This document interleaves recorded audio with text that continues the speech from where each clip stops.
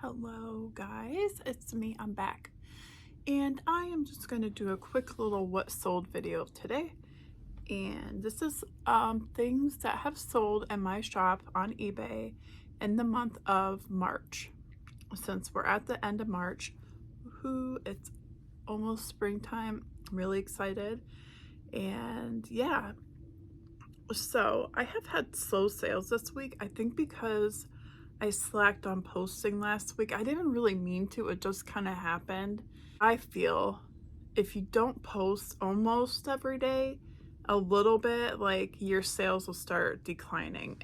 That's been my experience. I wish it wasn't like that. I'm drinking coffee, iced coffee, because I'm addicted to coffee. Okay, here we go.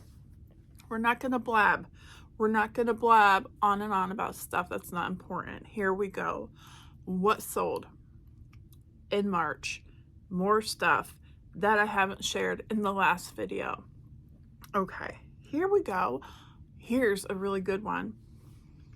I found these Navajo signed Ernest Rangel sterling silver turquoise large wing earrings, 3-inch.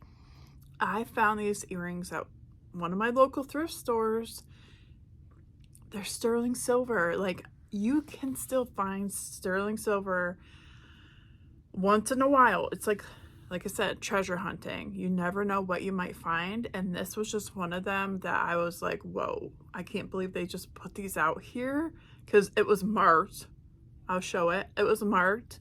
And the signature mark, I did not know. So I sat on these for a while. I'm like, okay, I know these are sterling. I know they're probably worth quite a bit, but I don't know the signature. So what I actually did is I ended up finding another seller on eBay that all she sold was Navajo, like sterling silver things. Like, all her stuff was amazing.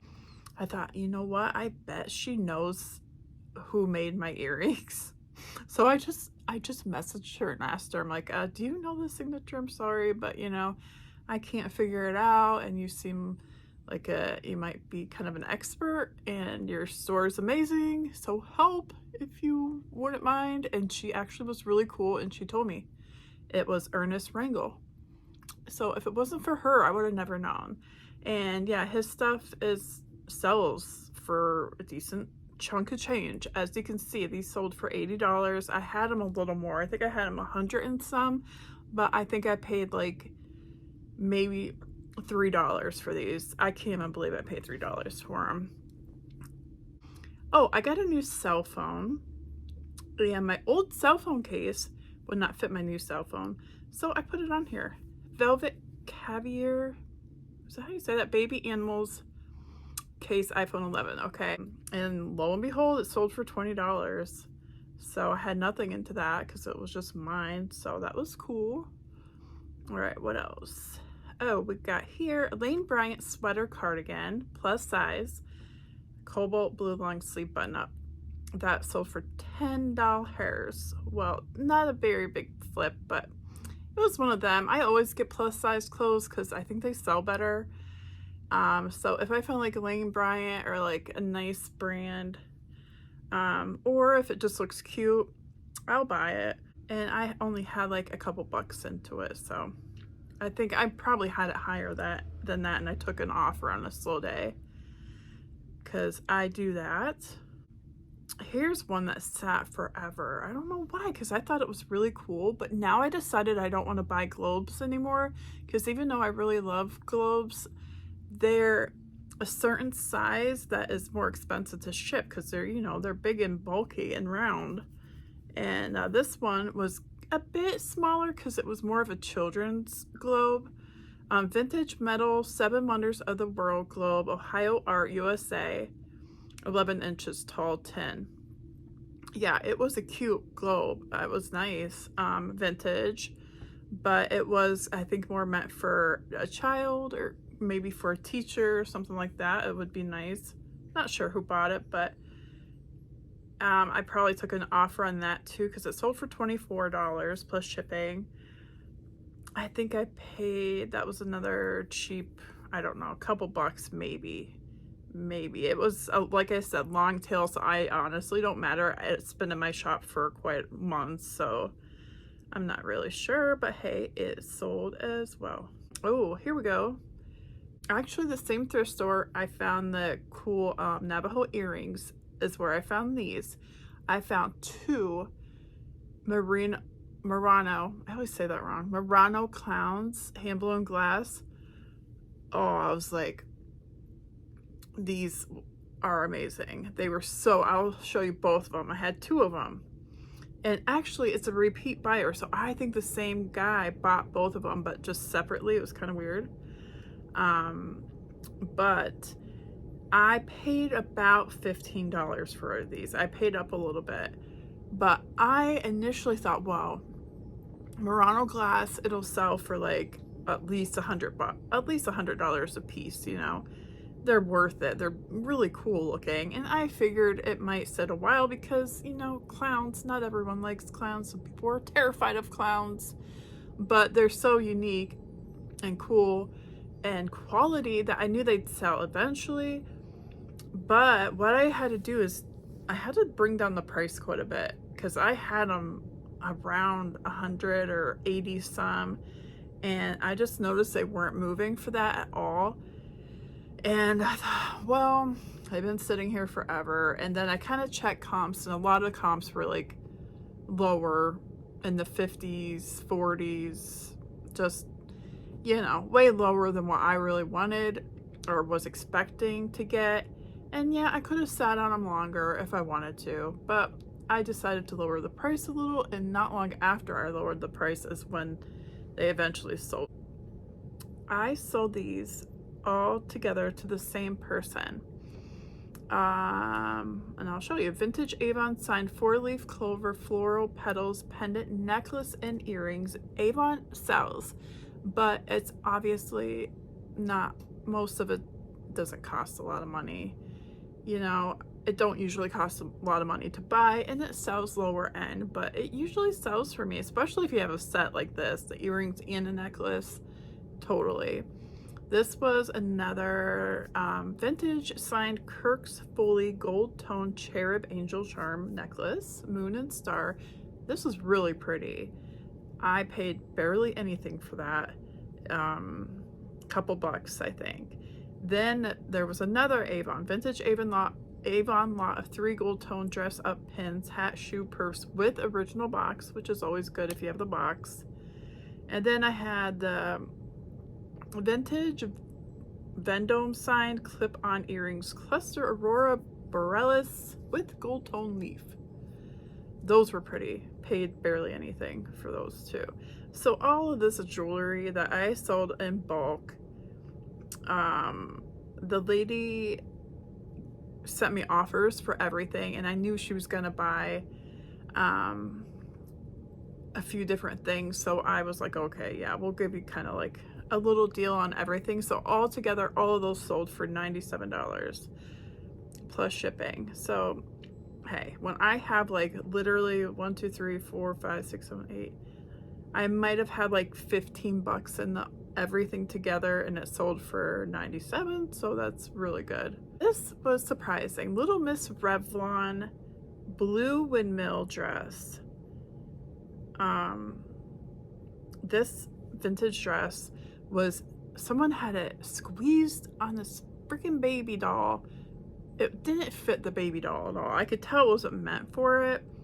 So I got this like bag of old dolls from my local thrift store, and I had a bunch of cool stuff in there, like little vintage squeaky toys and different cool stuff.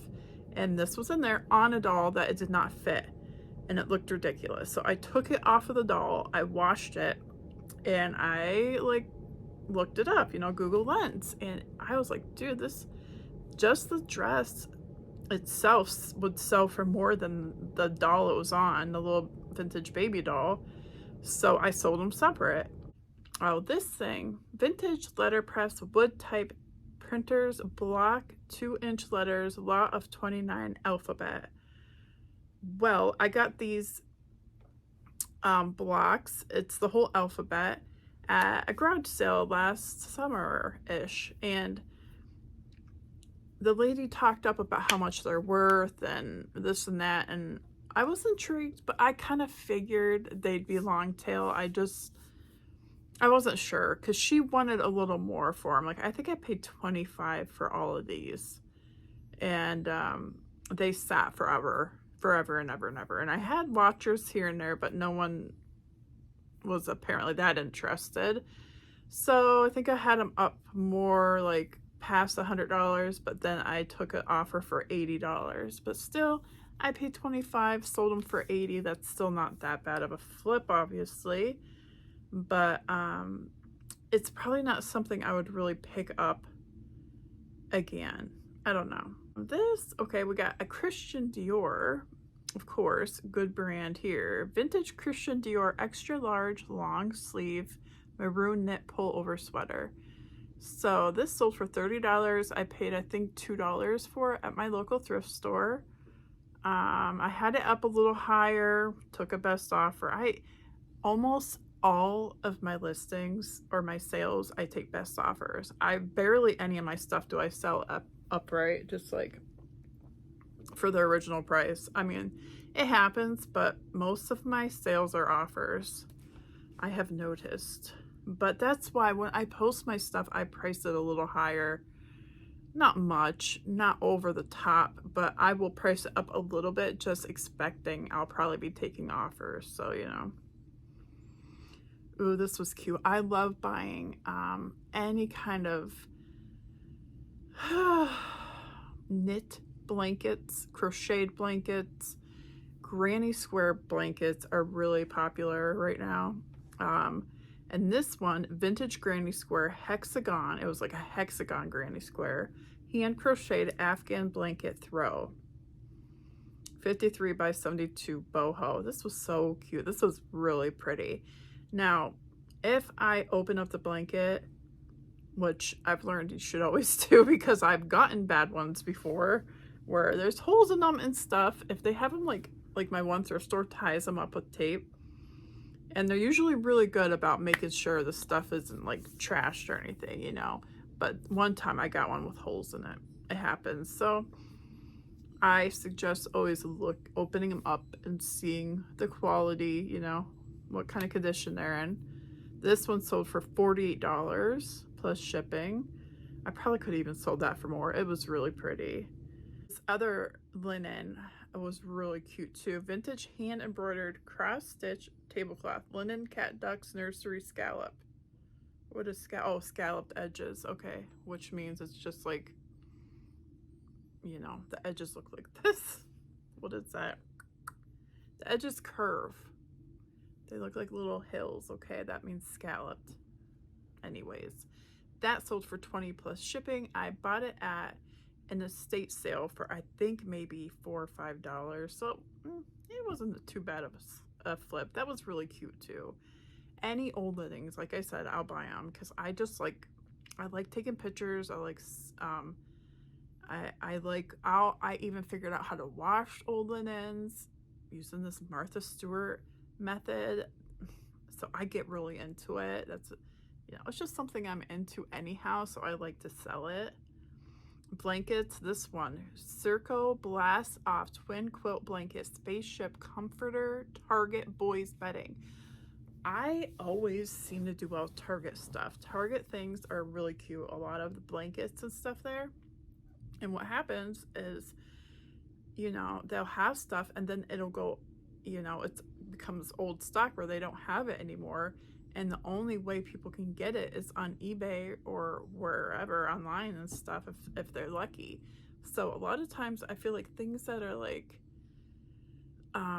old stock can sell really good. So if it's quality made, a decent brand, and it looks good and you can get it for a good price, I always snag that stuff up. Oh yeah, vintage Kramer signed floral brooch and earring set, gold tone with pink rhinestones. Any kind of vintage jewelry. I said this about the Avon, but it goes with anything really. If you have like a set, like the earrings and a brooch, or a necklace and the earrings, I always notice they'll sell better faster usually. I'll show this. Vintage embroidered linen peach half apron floral Dutch gypsy pocket scalloped.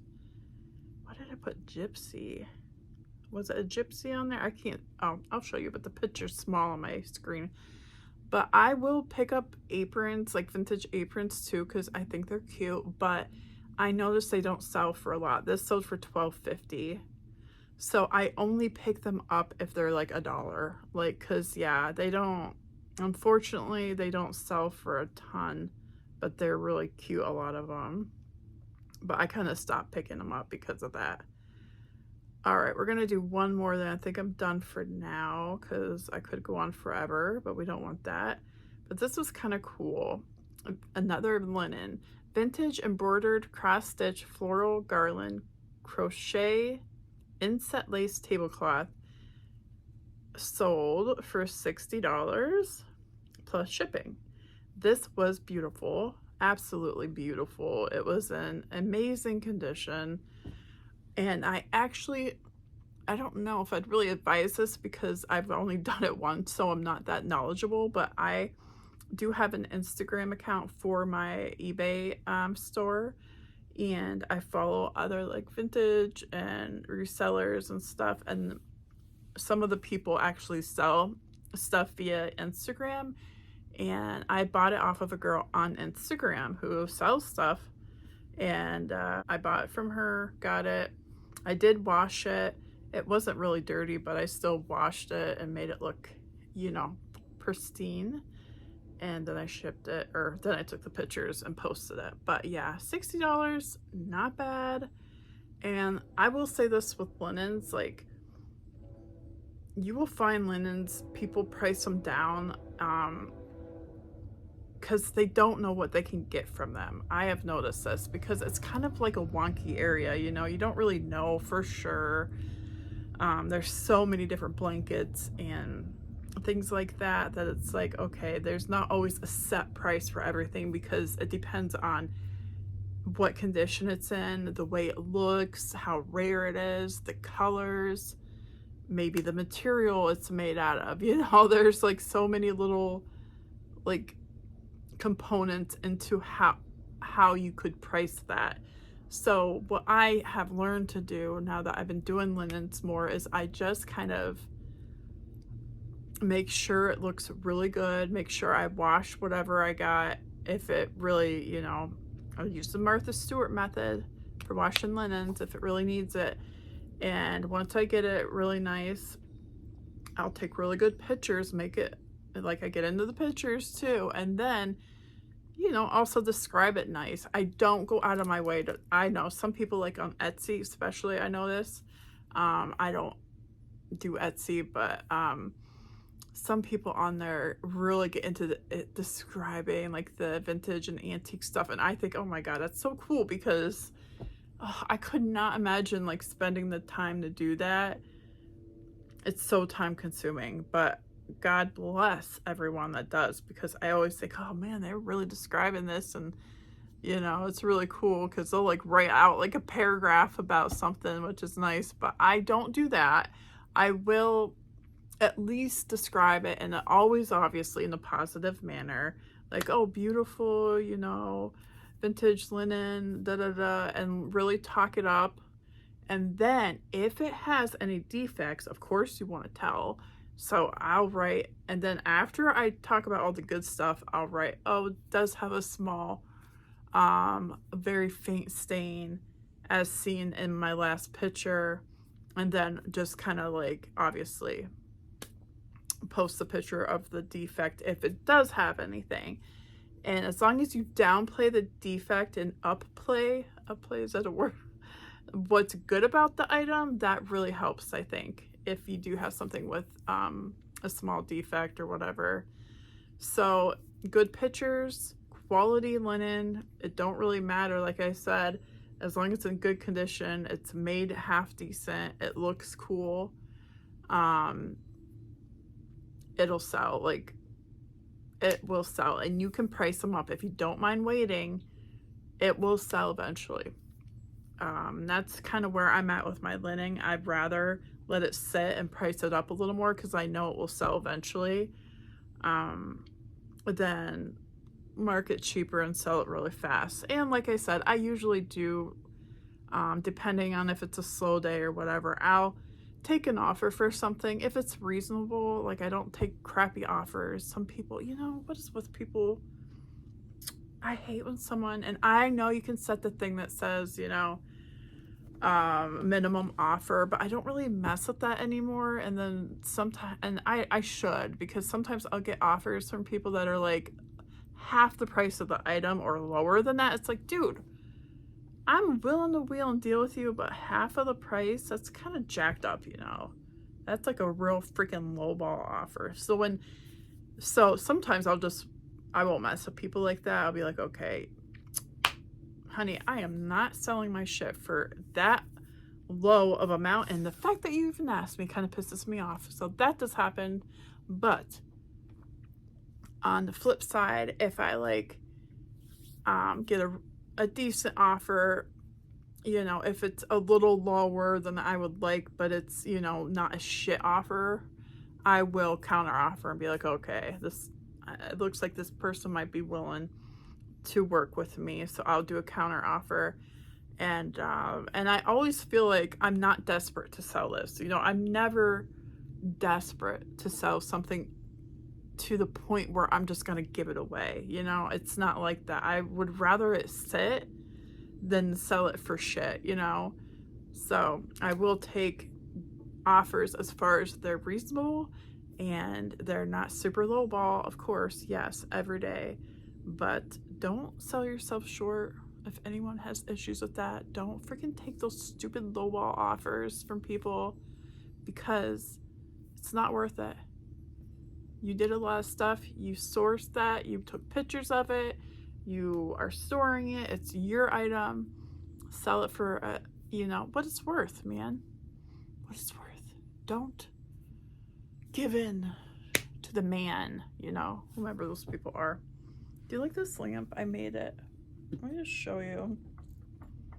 Shit, I don't know if I can. Oh, hold on. I'll zoom it up. This lamp was just a plain lamp, and I painted it, and I added tassels. See? It's pretty cute. Okay, anyhow. I am done for now. I hope you enjoyed. Okay, bye.